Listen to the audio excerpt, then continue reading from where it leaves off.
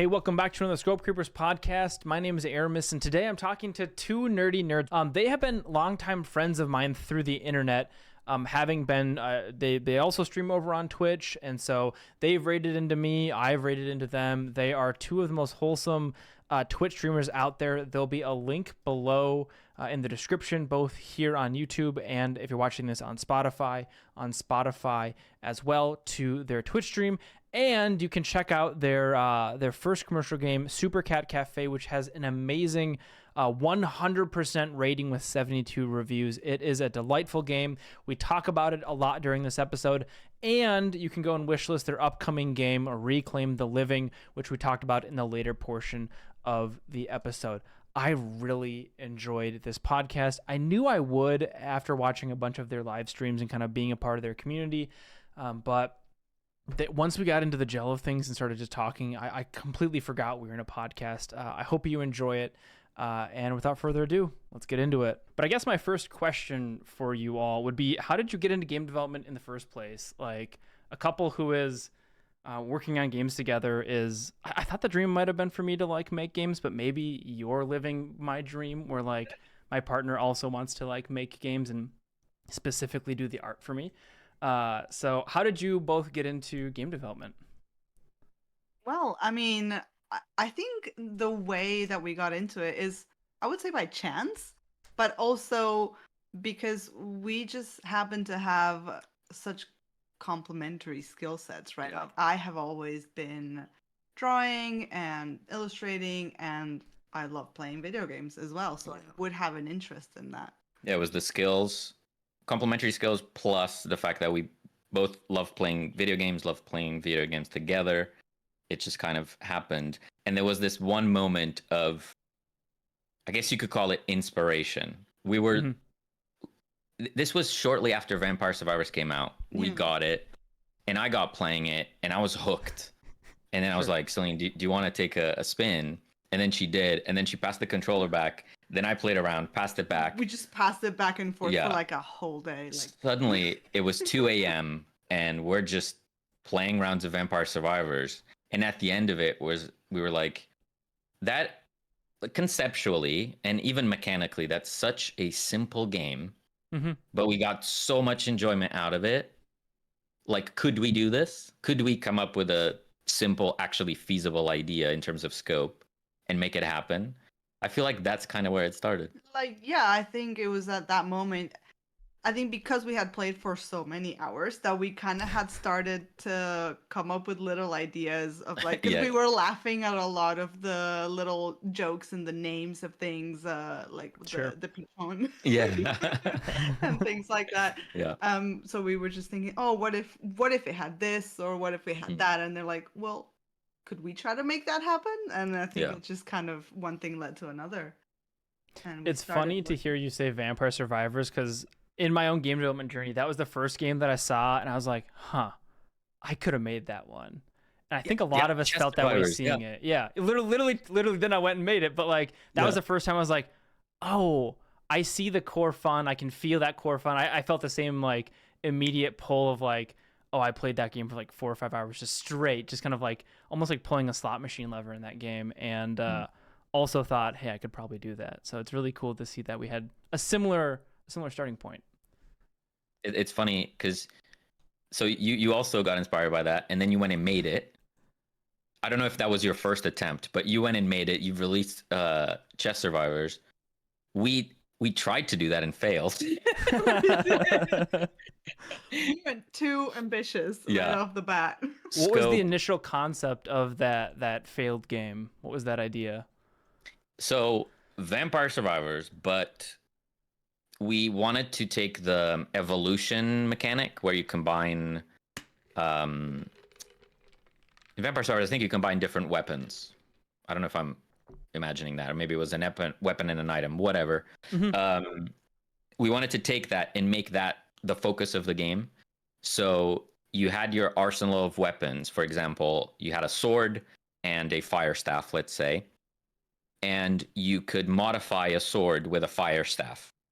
So now it's a fire sword, right?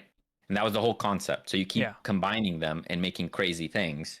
You know, We had like malls, like physics-based malls, and throwing boulders and arrows and slingshots. Like, it got crazy because of that combination system, where every time we added one weapon, it exponentially increased the amount of variations. And art. So, yeah. We just didn't think that through, and like as much as we tried to reduce the amount of weapons, it just got to the point where if we reduced it any further, it wasn't that fun. The point? Would you say there was some scope creep there? Yeah, maybe. Boom. There was That's a the little podcast. bit. Thanks for coming. It's a good time. We did it. Yeah. Yeah. It just got way out of hand, and at that point, I come from a programming day job like you, but I didn't have as much experience with the game dev programming, as well as the engine, which we were using GameMaker at the time. Oh, okay. The code base just got crazy, and the motivation fizzled out, and we moved on. Have you reused any like assets? I suppose you switched to Godot, but like as far as the art assets you made, has that ever come back around as like, oh, we could use something we made here or there, or is it more just like kind of a learning experience for making game assets? I think for the assets, it was definitely a learning experience. We didn't reuse anything for Cat Cafe, but I did use the same software and basically the same principles that I had been using for that prototype. So it definitely helped me feel comfortable making pixel art and making sprite sheets and all that stuff. So it wasn't for nothing. At least, it was still helpful. And I think it's important for context to anyone out there making games feeling like, I don't know, they're failing somehow by not working on their game every day or something like that.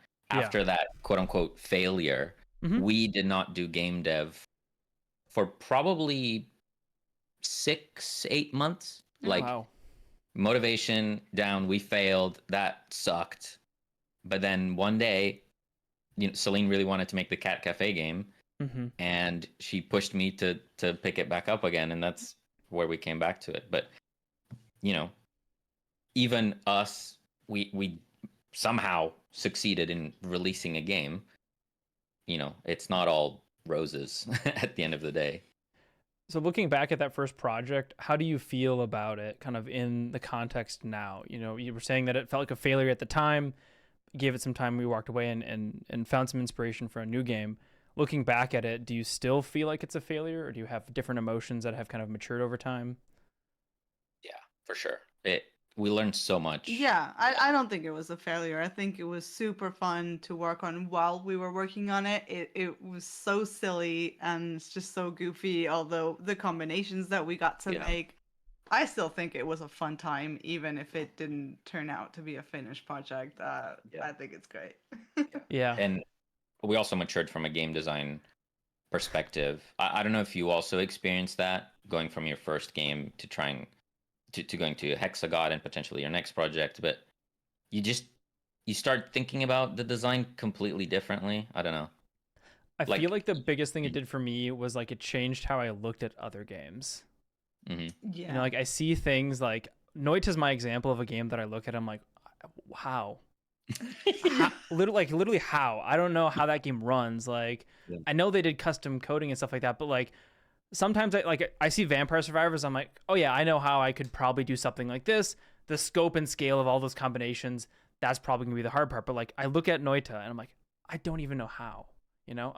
What? Like, so it's changed my appreciation for games. Do you have a game like Noita for you that you see and you're like, I don't even know where they began with that project? Maybe that's not like a big AAA title like Baldur's Gate, but like something of our scale of game. Is there something like that comes to mind? Noita is a great example. I think so. Just because I think the thing with Noita is that it's both technically and visually crazy. Yeah. Like you don't appreciate the code of it just from a technology perspective. You marvel at somehow the code became art. Like they crossed it somehow. It's a good point. It's a very good point. I had a math professor back in the day who said that math was beautiful. And it took me a while to kind of let that settle in, and like that's beautiful code, and then the pixels are just a representation of the beauty that they coded. So it's interesting. Still working on finding math beautiful. It's something that over the years they're like, yeah, you can use math and programming and making games and stuff, and I'm like, I don't think that's true. I rotate things and I like scale the vector, and like that's about it for the math side of it all. It's not actually that much. Yeah, I mean, thank God for ChatGPT nowadays. If math is involved, I have to run it by ChatGPT, making sure I'm not hallucinating myself. Like, is this smart? Does it work? Is this what I want? Yeah, exactly. But yeah, in terms of like learning from other games and learning from past projects, to me is just better understanding what you're capable of, and then you just start designing, like basically setting yourself up for success, designing games that you know you'll be able to achieve. So we started super simple with, moving to Godot, learning that. At its core, our first game, Supercat Cafe, is crazy simple from a coding perspective. But going through that experience, now going into our second game, it just feels so much more freeing because we get to design without that limitation of what we know we could do at that time.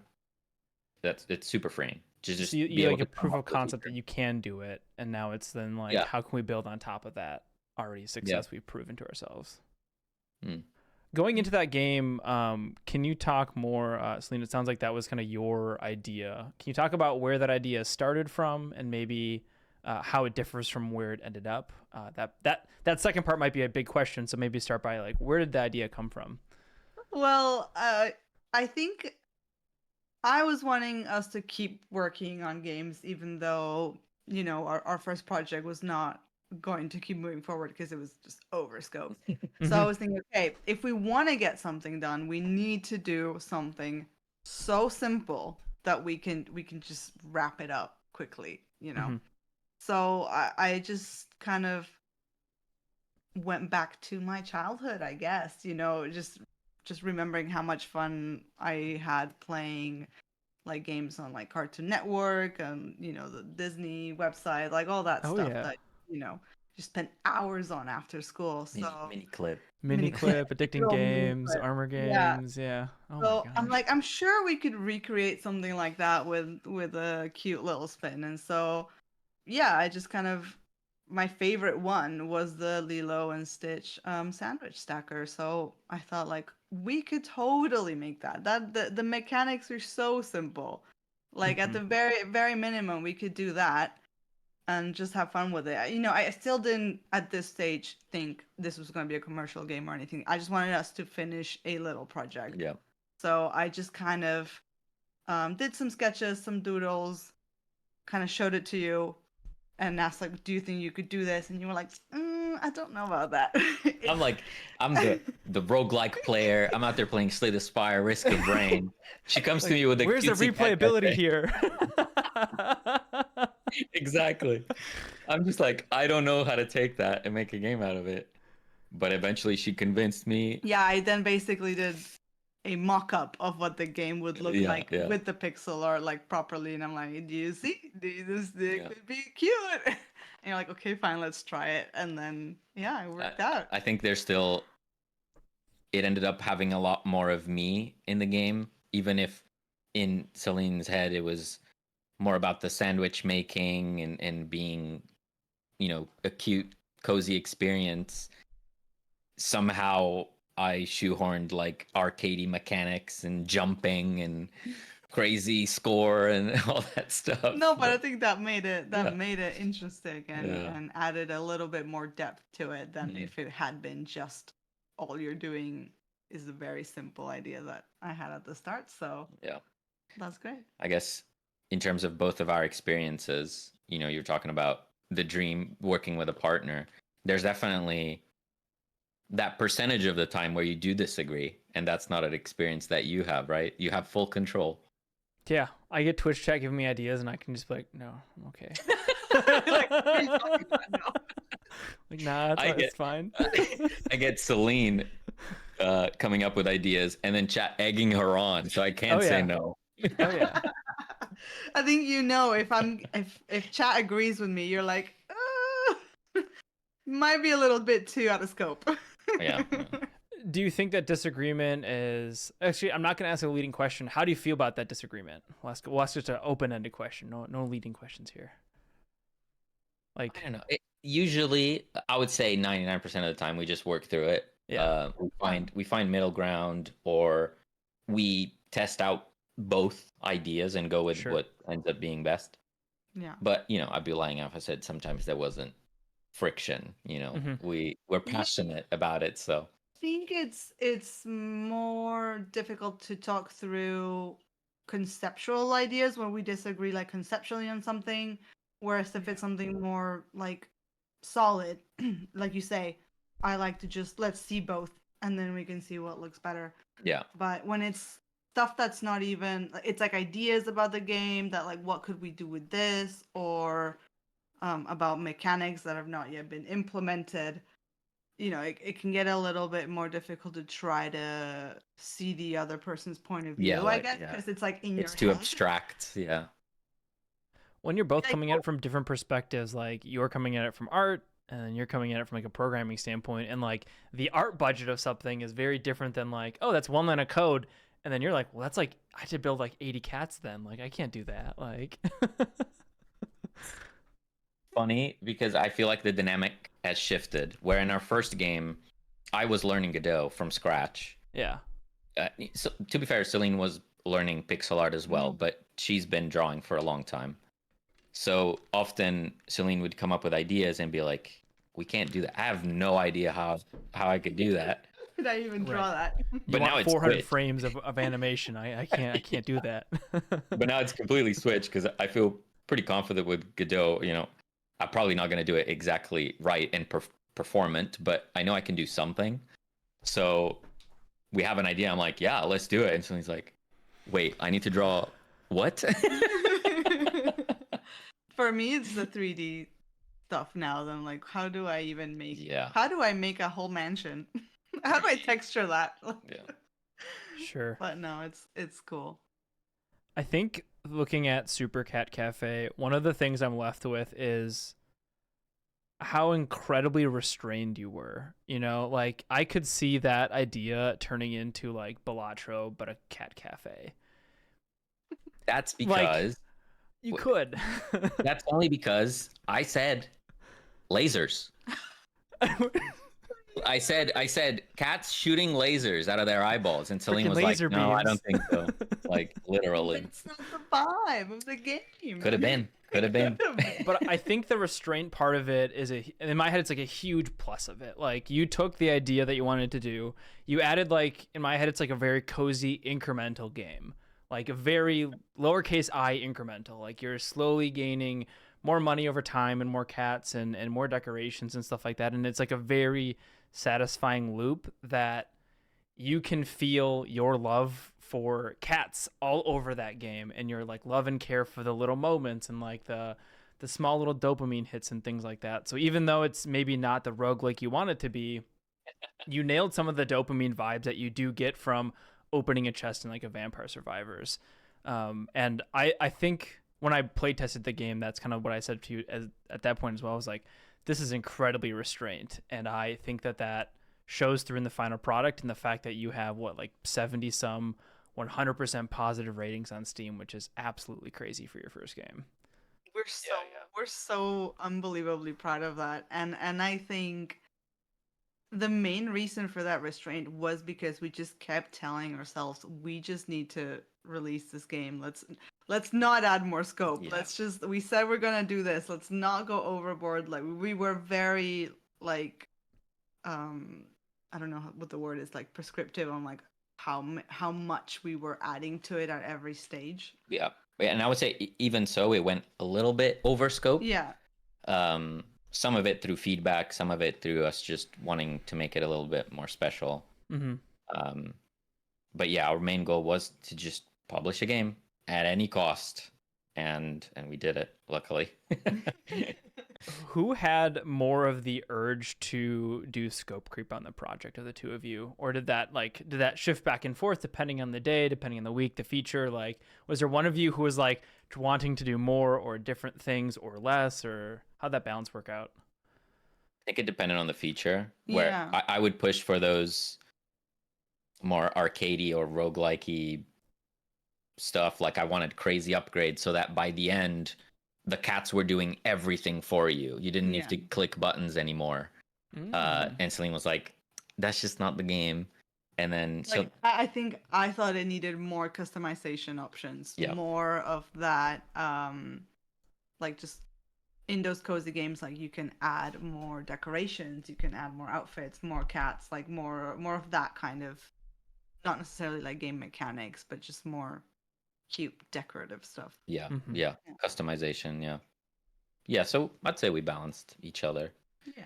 And I think a big part of keeping the scope small, or at least the ease of implementing features, and I'd be really interested to know your perspective on this, is our balancing was so relaxed. Like the game is so low stakes that it doesn't matter if we underprice or overprice something. The player can just play 10 more minutes or 5 less minutes and they'll still do the thing. Yeah. Whereas with Chess Survivors and Hexagod, there is a fail state. You have to balance it to make it satisfying. So it's a completely different experience, right? Absolutely. That's a good point about the balancing. Is like, can you lose Supercat Cafe? No. Can a cat die? No, you can't lose. That's one of the reasons why we kind of set it up that way, so that balancing was not going to be an issue, because it didn't really matter at the end of the day. You can't lose. We just wanted the player to have the chillest like experience possible. Yeah. Like the experience you're trying to deliver is a cozy, enjoyable game. Yeah. Right? Like it's not a challenging game. You can still do well and you'll progress faster, but if you are terrible at the game. Yeah. I could see someone being like, I could speedrun this one, and like Yeah, for sure. There was talks of doing a competition at some point to see who would have the lowest time. Yeah. That's really funny. From the balancing perspective, that's been the hardest part about Chess Survivors, was definitely balancing it, and getting it to be in a state that's like you said, satisfyingly hard to challenge the player. And like with a roguelike that's not a roguelite, like I don't have any meta progression in my games because I don't quite enjoy that. So then it is really like, if they can figure out how to beat the game can become pretty easy for them. So that's where like ascension levels and stuff like that really comes in huge. Right. Balancing it was so hard in Chess Survivors that I went into Hexagod initially not wanting to have a game with balance being an issue. I want to try to make a game around it, and now here I am with a game that is not balanced at all. And in fact, like, that's kind of okay, but it is something that like I have it on my to-do list as like, I need to collect data on this game. I tried to collect data with Chess Survivors, didn't really know what I was doing. I used Steam stats, they kind of sucked. And then now I'm gonna have to like take an actual stab at trying to like get some data about how players are playing it, so then I can try to balance around it. And if that fails, then I'll just make ascension modes that like ramp up pretty difficultly, so that eventually the game becomes hard for you to play. But that is definitely a huge portion, and something I imagine with your next game, you're going to have to be thinking about a little bit here. I am dreading that. That's going to be so difficult. Also, from the point of view of like, the more you play your own game, the more desensitized you become to difficulty.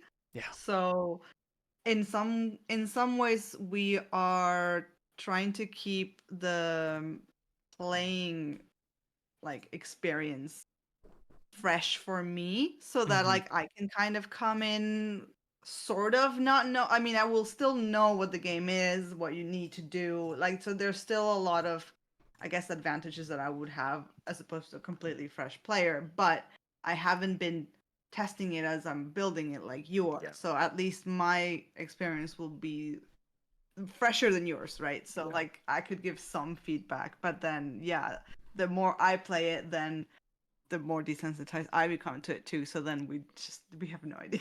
Yeah. We're gonna balance this later on. Roguelikes are also my favorite genre. Like I love them. I have so many hours in Slay the Spire.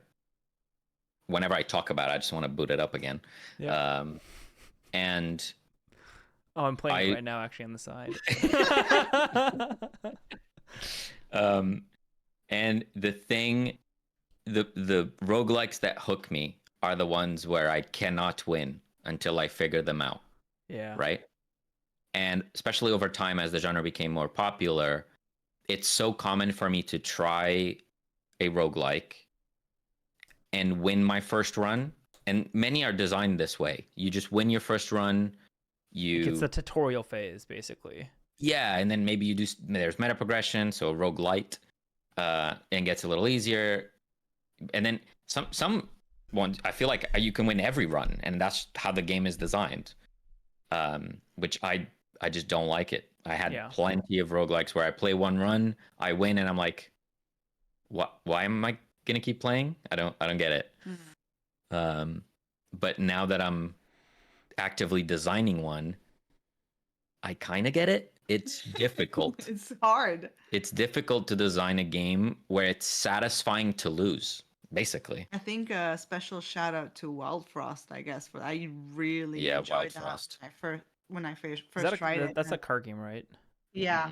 I need to play that one. It's on my list. It's so good, but like I think it has now been made a little bit easier. But when it first came out, it was brutal. Like you were pretty much guaranteed to lose the first couple times you tried it. But it didn't feel bad. Like it felt like go again. Like, okay, now I know what to do. Like now I know what to expect. And it felt like you were discovering things. It didn't feel like you were being cheated. Like it was so good. I love that game. How do you think the games that do that? Like. I could easily see myself like playing Slay the Spire and being like, oh, I died because I drew a bad set of cards. When like, no, I filled my deck full of garbage and I had bad draws because my deck's full of garbage, right? Like, that's something I've learned over time. But like, how does a game do that? How does a game not make you feel like, in my head, a bad roguelike is one where like the game feels like it killed you, versus like you made poor decisions that led to you dying. Yeah. The way that I'm approaching our roguelike is... Does it have a name yet? Yeah, it's called Reclaim the Living. Reclaim the Living. Nice. Is one like actual player agency. So that means, again, this is mostly aspirational. Who knows what we'll end up with, but no, 1% stat boost upgrades. To me, that's not real player agency. It's like, sure, pick an upgrade, like Slay the Spire, you pick a card, and now that unlocks new possibilities for what you can do in combat, right? So I'm looking at it that way. You pick an upgrade, that will change the run in some way. It's not 1% movement speed. Like, who cares? Mm-hmm. So yeah, that's a big part of it. The other one is having mechanics in the run where choices matter, right? So if you took movement speed instead of attack speed, how does that change the run? Trying to find ways of not just having more enemies or stronger enemies, like playing with enemy types, or maybe one map is bigger than the other one, so maybe movement speed is more important. Like, how can we make the upgrades more valuable with the rest of the mechanics? Sure. Yeah.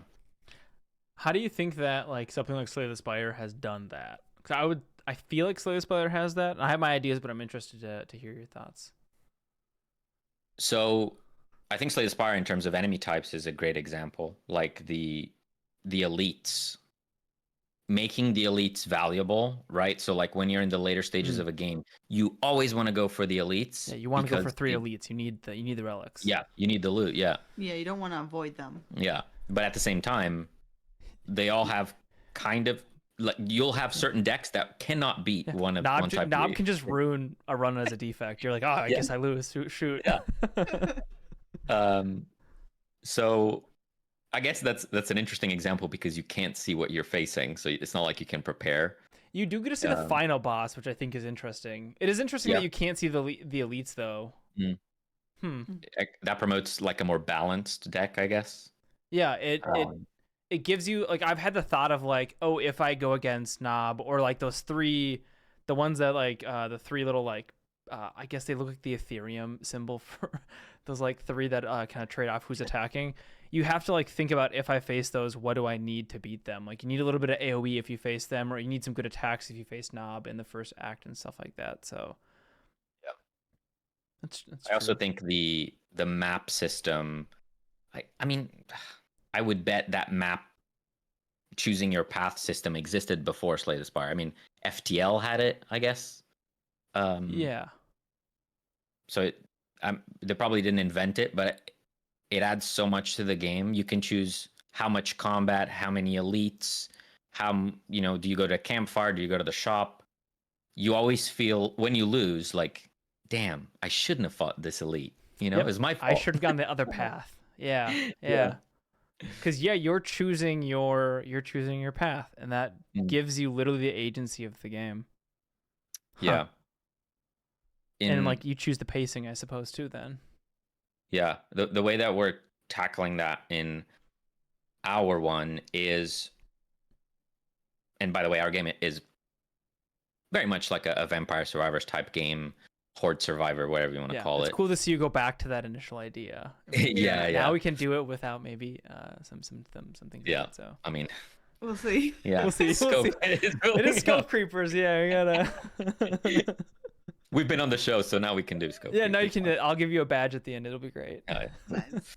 But yeah, the way that we're tackling that is in our game, you don't just upgrade yourself. So like you level up, you pick upgrades, which we're trying to make meaningful. But at certain points of the game, you pick upgrades for the enemies as well.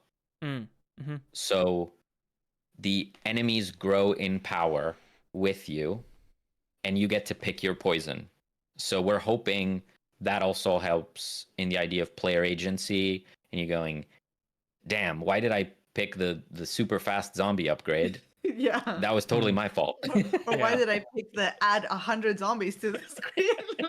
Yeah, but there could be moments too where you're like, oh, I feel strong right now, I do want to add 100 zombies because I think I can take them down, get the extra loot, and like scale into the late game quicker, and that could give you some interesting decisions to be made of like optional risk versus reward, which is, as a Path of Exile player, that is like the core of that game, is like adding more difficulty to get more loot, and like you're trying to find that perfect balance for yourself. In some of your recent videos, you talked a lot about finding the fun with Hexagod. And by the way, I played it the other day. It was crazy trying out your pre-release demo build and now this current build. It's a different game, but it's so much better for it. Yeah. Thank you. I don't know, all the resources flying, just it was a lot of dopamine. What was I gonna say? I got enamored by Hexagod. You can just keep glazing up my game. It's fine. Oh right, finding the fun. Right? Yeah. We're getting to that stage where there's enough there that, okay, systems are there, now make it fun. I'm just afraid, like, I don't want those enemy upgrades to just feel bad, right? They can just be like, what do you mean I need to make the zombies twice as fast? I don't want to do that. Yeah, there are mechanics in like Path of Exile 2. There's a specific like thing where you have to pick, you get a choice of 3, like it's like you have to do this trial of 10 of these things, and each one you have to pick one of the like 3 ways that the enemies get harder. And there can be moments where it is like there's 3 ones that suck, and there's 3 ones that end a build for me, and that can feel pretty bad as a player. So I think that is an interesting system and idea. I think it's going to be a hard one to do as well. But at least you're thinking about that right now. with finding the fun as you're playing it, do you have fun like playtesting at this point, or are you still in prototyping phase? Where are you at in the like find the fun spectrum? I would say it's very early on in that sense. Mhm. Like we're almost at a stage where all the systems are there, and I can see fun emerging on the upgrading and the progression, I guess, the power progression. Like Sure. it feels good to start super slow, and then by the end things are going crazy. I that's really important for me. Mm-hmm. But there's so many little dials that I need to fiddle around with to figure out the right recipe. Sure. That it just feels very early on. It needs a lot of work. Yeah. Yeah.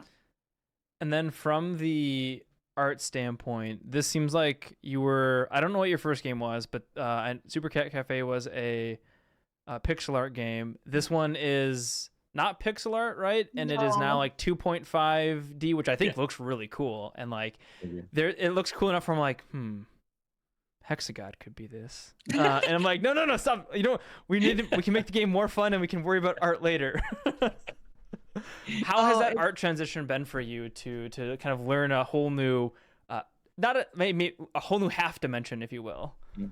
Yeah, it's been a lot, and I did so much in trying to dissect like Cult of the Lamb and Don't Starve, just to be like pretty much how in the heck did they do that? Like how do you even begin to do something like this? And it's just finding the style was quite a journey in which like we did a prototype for a completely different game just to mess around and see like how assets would even work in this situation, like what we wanted to have 2D, what we wanted to be 3D, and like could I even do 3D because I'd never done 3D before.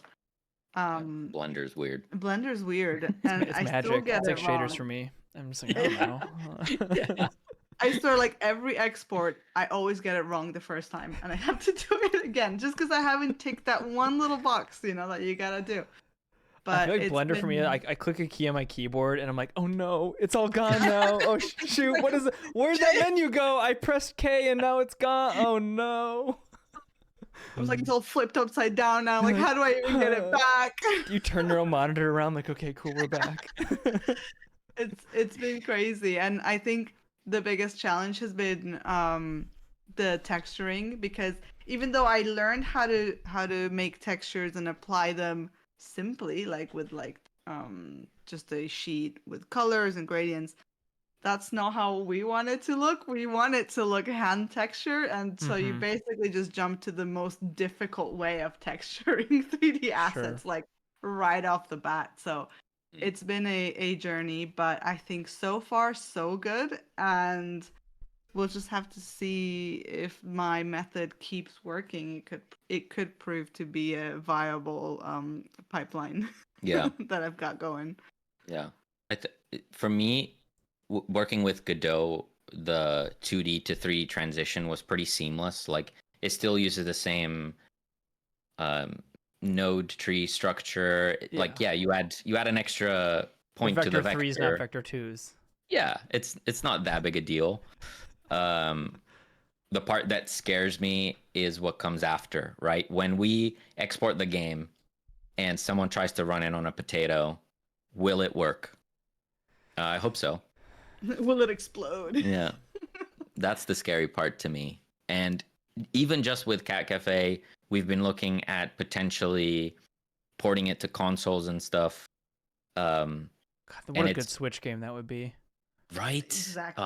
Yeah, we dream of having a trailer with the Switch click at the start.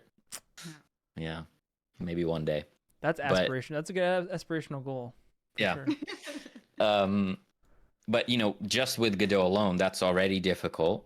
And the more complex you make the game, the more difficult it becomes. And we're having challenges with Cat Cafe, so it's looking like pretty much impossible that we'll get this game that we're working on consoles. Yeah. Looking very complex. Yeah. Yeah. Have you ever considered targeting more platforms than just PC? My philosophy is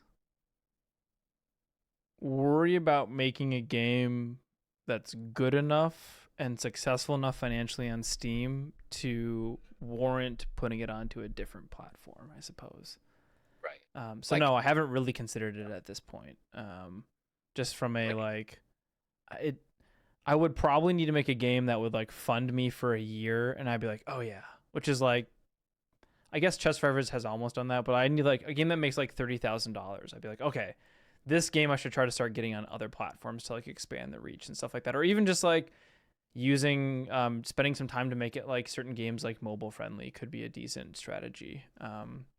You see like Balatro have insane success on people playing it on mobile and stuff like that, and I think the games like your game Supercat Cafe would probably be really cool on a mobile device as well, right? Like it's a small enough scoped idea. You could even like see yourself like moving the person like this or something like that to like get them to move around to get the different pieces. So short answer, no. Long answer, not yet. Yeah. No, I think that makes sense. Like if it proves financially viable, then you invest more into it. I think that's fair. With us, like you just said, is that aspiration of like, oh, we have a game on the Switch. That's so cool. Yeah. But honestly, I do think Cat Cafe is made for a handheld. Yeah. It works great on the Steam Deck. It does. Yeah. It's great. So looking between Supercat Cafe and I wrote it down, Reclaim the Living, are there any big lessons learned from Supercat Cafe that you're trying to take forward? Is it simply like stepping up the level of like replayability and gameplay here? Or are there kind of, things you learned either from the art side or from design side, which sounds like both of you, or from programming side, or maybe a thing from each of those categories, if you will? I think like asset management is a big one, and even though I think I still file things in the wrong folders. Were they parentheses 1 at the end? I have so much of that in my project. There's like duplicate things. They're like 1, 2. They're like, oh, I don't need to be putting this in the build. It's still better than it was, it's still better than it was, but also just in terms of keeping your assets consistent in size, in scale, in like resolution, not just I think I learned quite a bit from that. And then how to even do stuff for a game engine is very different from like just making an illustration. Sure. I think there was a lot of color management like testing that we had to do to make sure that what I was drawing and what I was seeing was the colors that we're then seeing on Godot in engine, because we had a lot of issues before where like the colors were completely different. Like I was seeing one thing and then your screen was completely different. Basically, we learned to test early and often. Yeah. Export the assets and see what they look like in the game. Yeah, even like a doodle to get the sizing check and all that stuff. Mm-hmm. Yeah. But from a design perspective, I feel like we took all we learned and we threw it out the window, because the first one, our goal was to publish a game. Yeah. But now with this one, we're almost trying to see how far can we push this, right? We're going for something that took us a year from start to finish. I mean, I say a year, of like hobby, weekends, a few evenings. Mm-hmm. And we're now designing a game that we think is going to take us 2 years, maybe. So bring on the scope, we said. I don't know why we said that, but we said it. Maybe even 3 years. I don't know. I don't know if that's a good idea, but that's what we're doing. Yeah. How does it feel looking at a project that feels bigger? Kind of sitting at the base of it. You went up a mountain, you got to the top of it, and now you're at a new mountain looking up at it. How does that feel? I think it's a bit of a roller coaster. Like there's days where I'm just so excited of like all the things that are yet to come and like I get to work on, which is exciting. And then there's other days where like, oh god, I just spent like 4 hours drawing this one asset and I have like 1,000 others to do. So it depends on the day. Is the art load for this idea a lot more? Like, oh yeah, like factors of 10 more in far as art assets go? probably, yeah. With upgrades alone, Yeah. like each upgrade has its own Card art. theming art. Sure. Then you have different zombie types. You have the maps. The environment alone. I've, Cat Cafe was a one room with a set amount of decorative pieces. This is like, we're talking about potentially 3 whole maps that you walk around. That's a lot of environmental assets that we've got to look at. But so far, every time we make a little upgrade to an area, it's so rewarding to just see it come to life. So yeah, it's this roller coaster of like, oh, it looks awesome, and they're like, oh god, I have to do so much, but it's awesome. So it's cool. So yeah. Milestones help. Yeah. Like just recently, Steam did the Zombie versus Vampires Fest, or maybe that was the other way around. I don't know. And that was the first time we were going to participate in an event with our game. Pretty low stakes. It's going to be in the upcoming tab. Not many people are going to go to that anyway. But just having that deadline made us push forward. We updated the Steam page, and it felt good when we did it. Even if that didn't materialize into wish lists or something like that, it felt good. So I think milestones, yeah. I like Steam for that as well. Like having these like artificial deadlines to like get stuff playable, look good, because like one of the great things about being game developers is we can, like solo game developers, I guess you're a duo game dev, right? You control the whole process. Yeah. A deadline's imaginary. We pick them, we can change them, but like that also then lets you get really comfortable by doing that. And then Steam can come in and have like, no, here's the deadline for the thing that you want to be part of. And that can help kind of give that like external pressure, which I think sometimes is helpful, but generally speaking is not. How do you feel about that, kind of that pressure as like looking at your day jobs? Because you both still have day jobs, right? Yeah. How do you feel about like looking at kind of the stresses of a day job versus doing your game development? How does that feel? Kind of what's the big differences there? Anything? There's definitely days where there's no way we'd do any game dev. Long day at work, or I say days. Sometimes it's weeks. We're just not in that type of mood. Mm-hmm. You can't use just your natural daily energy to work on the game. You have some of that on weekends, but outside of that, you have to like almost force yourself to let's not watch Netflix or play games, or let's work on the thing. Sometimes that can be really rough. Yeah. But one thing that helps us a lot with that is streaming.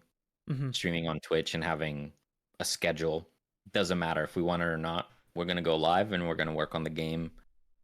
And often, 10 minutes into the stream, that not wanting to work on the game just fades away, and that's what you're doing, and it's absolutely fine. You're having fun. And I think like getting to hang out with everyone in chat like just takes away that feeling of like, oh, I'm doing a chore. It's like, no, I'm hanging out, having a laugh, and I am working on the game, but that feels secondary to like just hanging around. Yeah.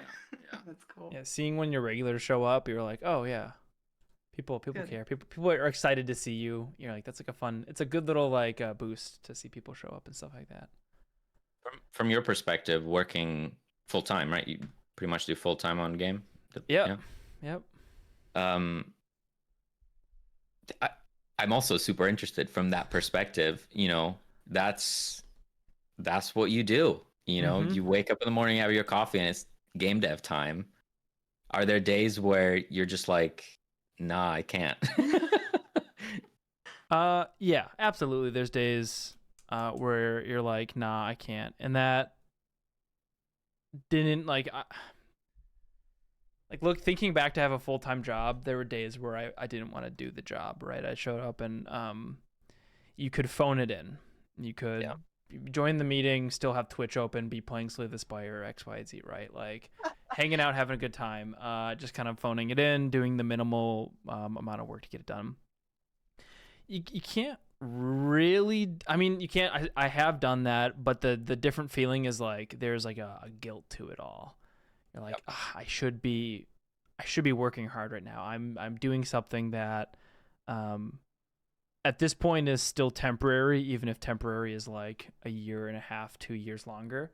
But there still is like I'm doing something that I really enjoy, but today I don't feel like doing it. And that is a hard and different emotion to feel. Now, on the other side of it, my partner and I would call it Sunday scaries, where on like the Sunday night, you know, you're watching Netflix or whatever you're doing, and all of a sudden you're like, I feel this impending doom. I don't get that anymore. I used to get that kind of dread of having to go to my day job. And so that doesn't exist, which is really cool. Yep. But now when I go to the grocery store and I'm looking at food I want to buy, I feel dread at looking at how much money I'm spending because I basically chose to be poor for the foreseeable future. And having gone from a programming job where I was making well into six figures, it's a very different perspective of money, and that's a very different and odd feeling to have that I would equate to a similar feeling as like the dread of going to a job. So stresses aren't all gone. It's just different stresses and different things you have to manage, which I think in the long run, because I've been doing this now 16, 17 months or something like that. So I can't say I'm doing it temporarily now. Like this is the thing I'm doing, and I've been doing it for this is longer than I had my last job, which is a really cool place to be at. So it's weird. It's a weird thing to do. Yeah, I can imagine. We talk about it all the time. It's definitely our dream to just make games for a living, but at the same time, it's so hard to imagine that happening. We live in London, which is very expensive, living wise. So even just for that to happen, we'd have to move somewhere else where it's more affordable. So it would mean kind of overhauling our life in search of this dream of full-time game dev. And also that's where like you might see the advantage of having a team working on a game. Like we're two people working on a game, but to do it full time, we need two people's worth of money. Like two people's worth of food, you know, like two people's worth of bills. And then that becomes like even more complicated from that side. You're like, oh man, how would that even happen? I'd say it's one of my biggest advantages is it's just me. I live in the suburbs of Minneapolis, which is like a pretty like, I think my number is like $35,000 a year. And that's like that'd be a comfortable living without like vacations or like extraneous expenses and stuff. But like, that's a relatively low number. And I could like, if I needed to, go become like a part-time barista and kind of hit that number. So I lucked out a little bit. I think I was pretty frugal in my 20s to like pay off a lot of debt and live a life where I bought Slay the Spire 6 or 7 years ago now. And so you pull that up, that's free entertainment, right? Good value. Yeah. It sometimes makes me angry that game wasn't more expensive. You're like, what? You're like, this is one of my most played games on Steam, and it was $20. Like, it's crazy. Yeah. Especially now as a game dev. I mean, that was a huge point of contention with our game. Like having to detach yourself from your game, and however much time or effort or passion you put into it, that doesn't matter. That, you know, the market is there, the competition is there, and you have to price accordingly. And you never truly know how it could have gone different. Like, we could have priced it higher. Maybe it would have sold the same. We would have made more money. Maybe we could have priced it lower and way more people would have bought it. You'll just never know. Impossible to know. And you just have to live with your decision, I guess. Yeah. How did you choose to price Supercat Cafe? I think we saw a lot of just games that were in this similar kind of sphere, and like I play a lot of these small little cozy games. Like every week or every day, there's new like little cozy cat game. They're everywhere. Yeah, which is great. I love cats.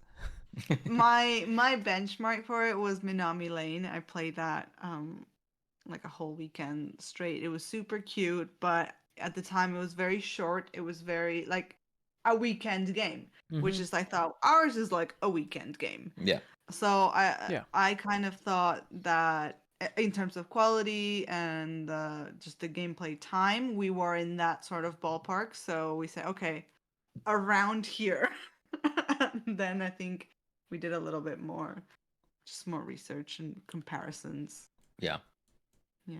Yeah, and again, when your dream is to do this for a living, you just have to confront the economics of it. More often than not, we're thinking about making a cool game and making the game we want to make. Mm-hmm. But every time we're like you said, Sunday night, you're just like, man, really gotta do the 9 to 5 tomorrow. Mm-hmm. And we start crunching the numbers and like, how much money would we need to make from games? And that's when you just have to start thinking in numbers. You have to start thinking in money and be like, can we go from making a $5 game to making a $10 game? Can we do that? Mm-hmm. And I guess that's what we're exploring right now. It's crazy scope, but we're trying to make it worth it. Yeah. We're trying to see if we can reach that $10, $12 mark and make it worth it for the player, obviously.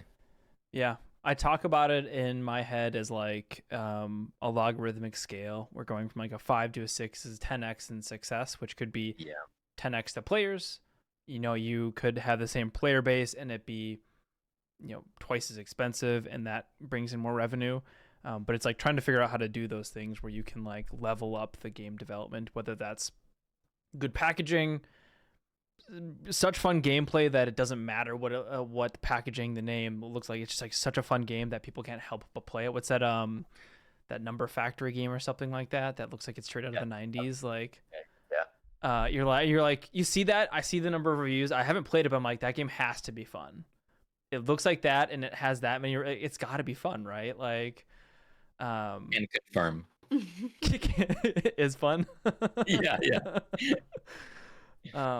So it's interesting to think about how to do that. And it sounds like your approach right now is like, how do we make a game that has more replayability and like maybe like ramping up the fun scale and maybe ramping down the cozy scale, because it's gonna be like I guess you're fighting off zombies. It still has a cute vibe to it, right? But it's like it's gonna be less cozy than Supercat Cafe, which we hope will reach a wider audience, not as a niche of a game. Yeah, definitely. Yeah. I think from the art direction side of things, definitely wanted to do something that is more appealing, that is a little bit more cool. Still silly, but Sure. It can be just have wider appeal, essentially. Yeah, and pixel art is a weird conversation because, I mean, we released a pixel art game. We love pixel art. We're very proud of how the game looked. But there's just something about it when it comes to marketing and getting those clicks on your capsule, that it just hits different. If you move away from pixel art, it just hits different. Mm-hmm. I don't know if I you agree. I did the same thing. I did first game pixel art, second game, nope, not doing pixel art anymore. Like, even just from the like I guess Supercat Cafe didn't have a lot of it, but like if you start scaling up and rotating pixels, it looks like it looks jarring. It kind of breaks some of that beautifulness. And then the opposite side is, well, you hand animate any rotations and stuff like that, and then your art budget just goes through the roof. It's really interesting. We just kind of decided, it's not like a formal decision or anything, but I feel like we both silently agreed that we're probably not going to do pixel art anymore.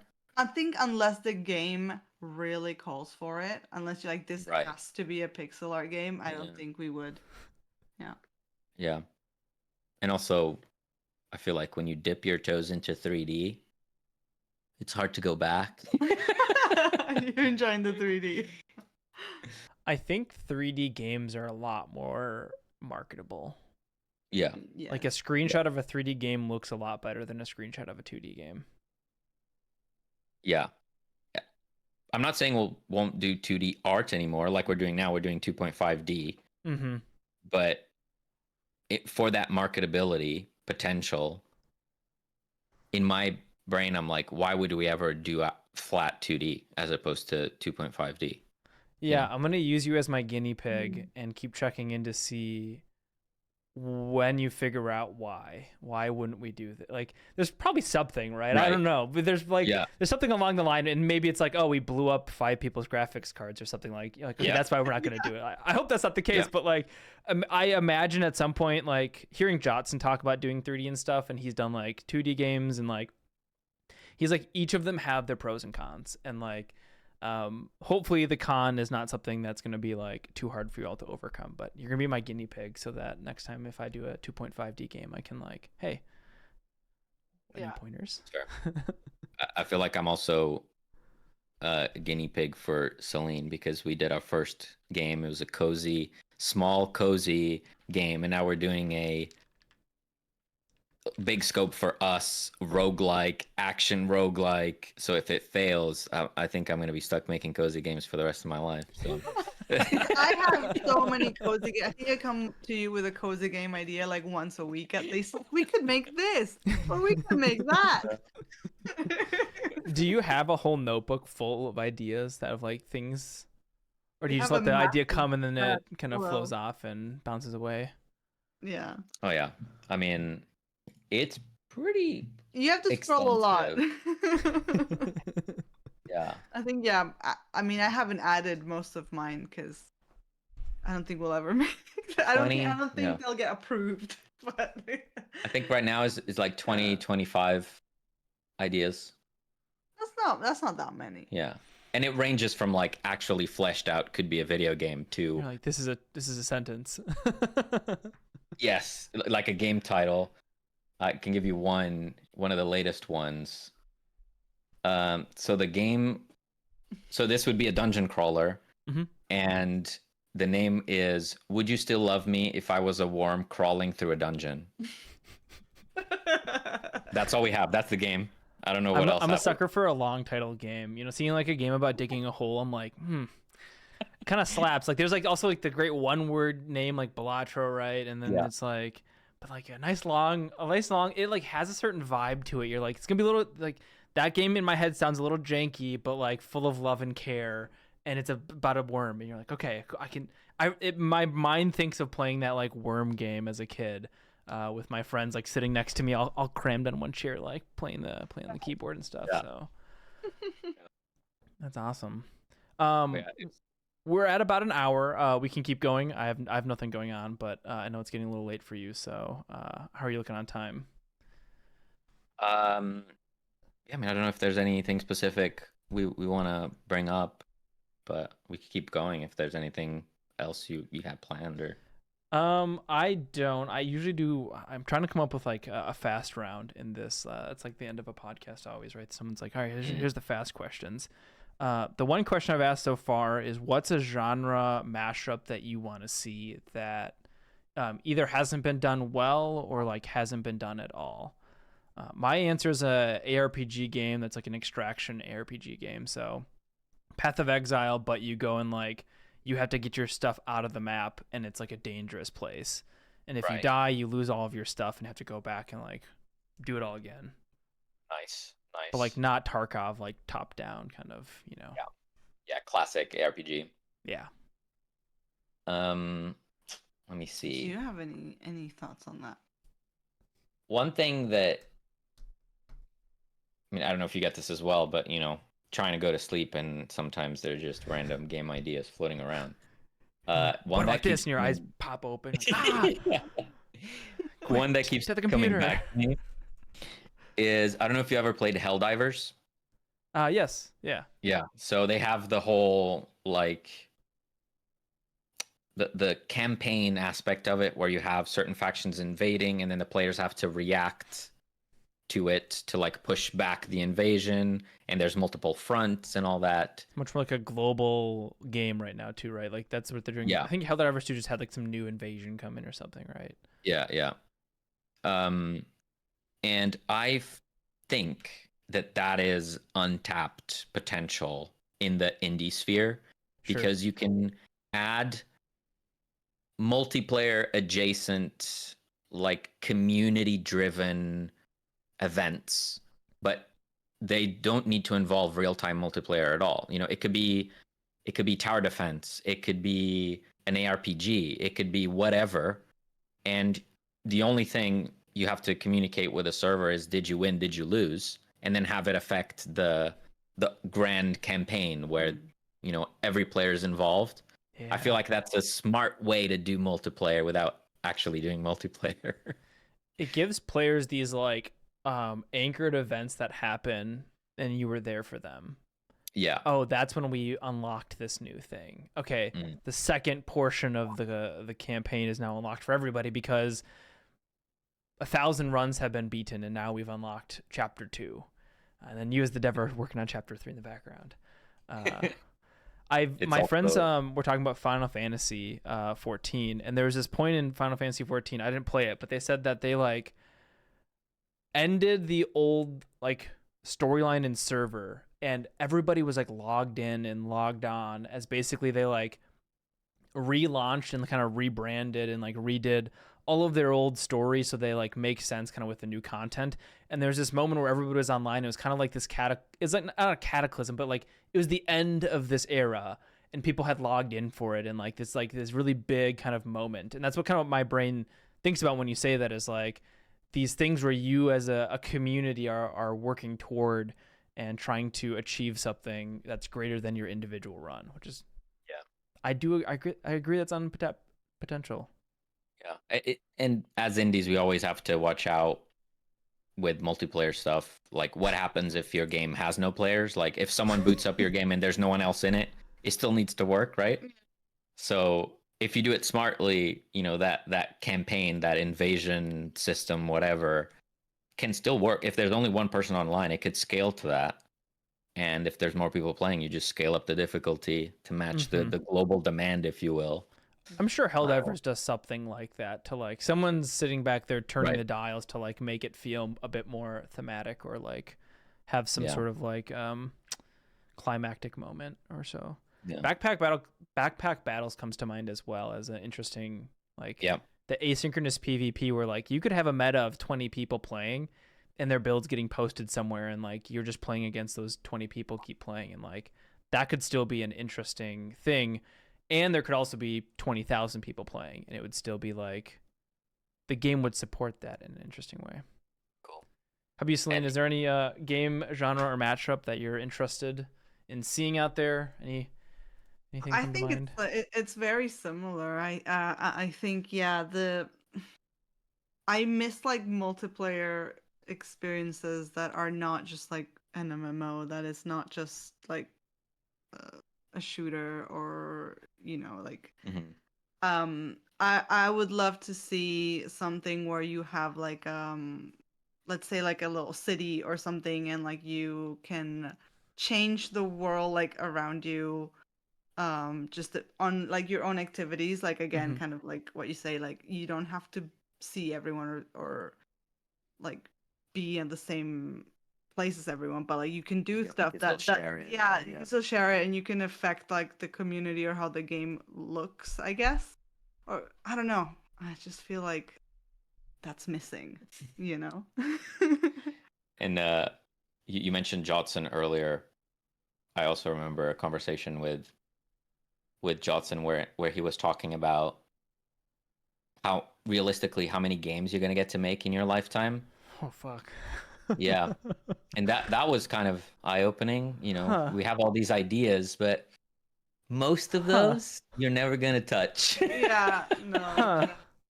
That's an existential dread feeling I just got. Yeah. I hope that number is double digits. That'd be cool if I could get to double digits, I suppose. But like, maybe I need to make smaller games, lower the I can't remember the exact count. Yeah, something like 16, maybe less than that. I don't know. Something. When you have a board of like hundreds of ideas. What a good note to end on. Lower the scope so you can make more games before you die. Is that the thesis of this podcast then? Yeah. That's not a bad. Gotta manage that scope creep. There we go. I guess that'd be my final one. How do you manage scope creep?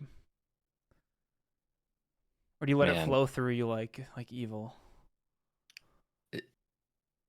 The thing that we keep telling ourselves is work with a closed loop. Like, it's less about managing scope and more about always having a playable game in your hands. And you can call it quits when you had enough, I guess. Sure. With our first game, our very first game, the one that we quote unquote failed, the game was virtually unplayable for like a couple weeks, and that's when it fizzled out. Sure.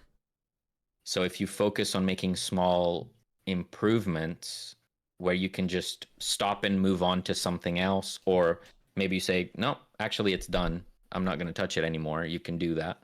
Easier said than done, but I think that's quite important. Yeah. And I think with Cat Cafe, we kept a very like tight loop. Like it was always growing, but you could always just, we could have at any point decided that that's it, that's the game, and it would have been a complete package at any point. Yeah. Which still opens you up to scope creep, right? It's like, how do you then figure out when am I done? You know, when is it? Because like, I also believe that a game is never finished; it's just released. Does that match your vibes for Supercat Cafe? Yeah. Yeah. I mean, there's plenty more that we want to add to it for sure. Yeah. Plenty of unchecked tasks in the list, but I think our creative need to make new things outweighs the want to keep working on a game. Yeah. Will you ever do patches for it again? Is there any desire for that, or is it kind of like we're going to close the book on that one and keep moving forward? No, I think I'm there with Chess Survivors. I'm like it's done in my head. Like it's good enough. I think we've got like one biggish update to do before we call it done. I think there was one feature that we really wanted to have in there that just didn't make it to the final game, that we're like, no, it will be better off for having that. But I think probably after that we might add a few more cosmetics and things like that, but then that's probably it. Yeah. And it was super interesting to hear you say that you're trying to work on your next project, but you just keep going back to Hexagod. I was supposed to do that today, and I didn't. I was literally like, this week, Wednesday, before the thing, I'm going to work on the next game, and I just worked on Hexagod this morning, so. Do you have a list that you're trying to get through? I have 5 ideas, and there's 2 of them that I want to try to do this year. And like one of them I want to just release this summer as a small project, and the next one I want to get ready for the next fest, because I completely just missed this one. Right. But that's how life goes, right? Yeah. Fair. Yeah, I think we're going to use ours as like a palate cleanser for the current project. Just go, actually, let's update the previous game, and then we'll come back to it. Yeah. That's a good palate cleanser.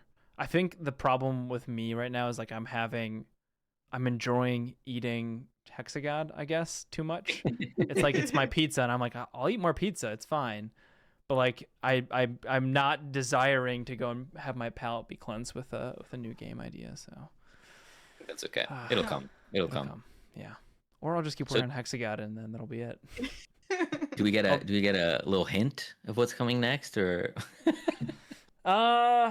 Some more incremental ideas that are not built around difficulty curves, but maybe just like they're still balancing in an incremental game, right? But like, games without difficulty, because I think that's going to be what's going to keep Hexagod work like in a state where I could work on it for years to come. Is that I could keep balancing it and tweaking it and like honing it and like removing stuff and adding like new, just like content wise, removing content and adding content. That is the nice thing about roguelikes, is they're like, you build the vertical systems and then it's just like horizontal content, or vice versa, whichever way it works in your head. But like, I have relics in my game, and I could just keep adding relics, and that would just keep adding more and more content to the game that could, create weird combinations that I wasn't even anticipating. So, But then on the side, then trying to do games that can be side projects that can be finishable, as maybe I'm still working on Hexagod, because I enjoy it. I enjoy the gameplay loop right now. So That's good. That's good. We say it all the time. You have to make use of that motivation while it lasts. yeah, absolutely. But part of that for me is like having it be a playable game. There was a long period where Hexagod in like April was not playable and it sucked. But now like giving it to people in my community, which is not that many, like it's like 10 people who will pop in and talk to me about Hexagod still. And I'm like, that feels good. So I think that's where I want to end it on, is like talking about community with you. How do you feel about your Twitch community, and like, why do you keep streaming?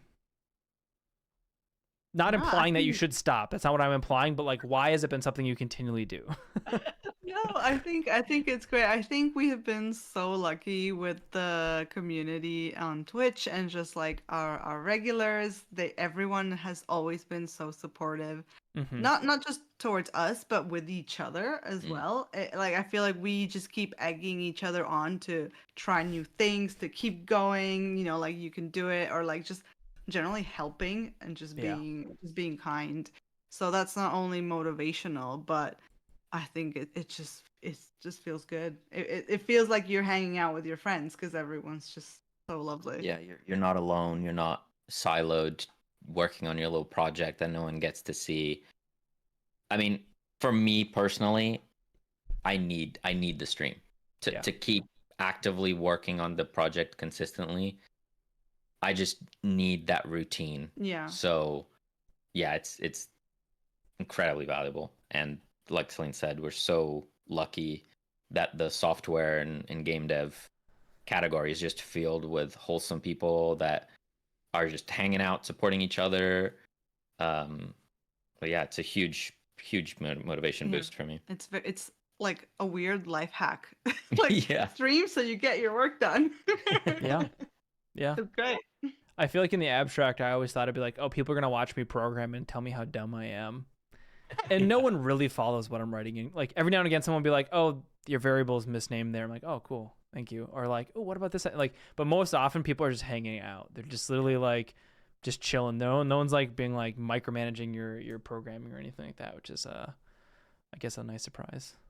And many people ask like, how do you even get anything done while you're streaming? And that doesn't often matter. Like, no. For me, if we're streaming that afternoon, I will make sure to work on the game in the morning to make sure I have something new to show off. Yeah. So that's enough, right? Yeah.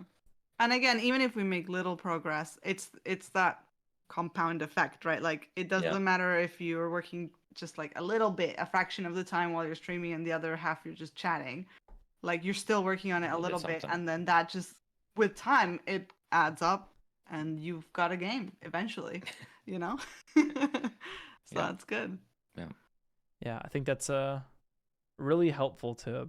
I mean, I felt the same way. I'm like, did I do anything this stream? I'm like, no, it wasn't. Yeah. That's why I just do Friday streams, is like, that's just my time to hang out with my community. It's basically like a cool down. I don't have to do anything on the stream. I just get to hang out and mess around. But like when I was doing it kind of day in and day out, and I'm doing it full time, I was noticing that like I would have a 6-hour stream.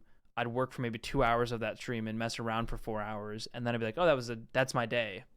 Yeah. And like, that wasn't a sustainable practice for me, which is why I've kind of pared it down to like, kind of what it sounds like you're doing a little bit too, is like the purpose of the stream is to stream. If you're productive and you have good ideas or feedback or conversations about the game, that's a plus, but like you're doing it for the stream, which is, I mean, going to your stream, it's so wholesome. Like, it's a great place to hang out, and it definitely adds to people's lives, which is really awesome. Yeah, just remember to bring a mask, I guess. If you know, you know. I feel like I've raided into you so many times, and there's just giant fart bombs going on. So much chaos. Which is lovely. Cool. Well, I have more questions, but I'll have to have you on the podcast again in the future to tell me why 2.5D is harder than it sounds. But right now it looks great, and I will leave links below to everybody to go check out your games and your Twitch stream, and that's it. Anything else you want to shout out? It was absolute pleasure. Yeah. Actually speaking to you, Yeah. quote unquote, face to face is always nice. Is like you said, you kind of you hang out on all these Twitch streams and you regard these people as friends, but yeah, having interactions like these makes it more It's real. so cool, definitely. Absolutely. I kind of forgot in the middle that we were recording a podcast, which means it was successful for my Just end. chatting. So, yeah. Cool. Good. Cool. Well, thank you very much. Appreciate it. Thank you. Thank you. Have a great one. What a delightful conversation that was. Thank you to Bernardo and Celine for joining the Scope Creepers podcast. I'll absolutely have them on again in the future. So if there's any questions that you want me to ask them next time, please leave a comment below. Make sure to go follow them over on their Twitch stream. They stream Tuesdays, Fridays, and Saturdays. It's always well worth the time. Check out their first commercial game, Supercat Cafe, and make sure to wishlist their upcoming game, Reclaim the Living. That was just a delightful conversation, and I hope you enjoyed it half as much as I do. These are conversations that I want to have anyways this year. My goal is to meet more cool indie game developers, and I just want to share them with you all because I think they're cool conversations that you all might be benefiting as well. So that's it. I've been Aarimous. That's Martin over there, my cat, and this one's Carl up here. The gang's all here. These are the HR department. So I'll see you next time. Bye-bye.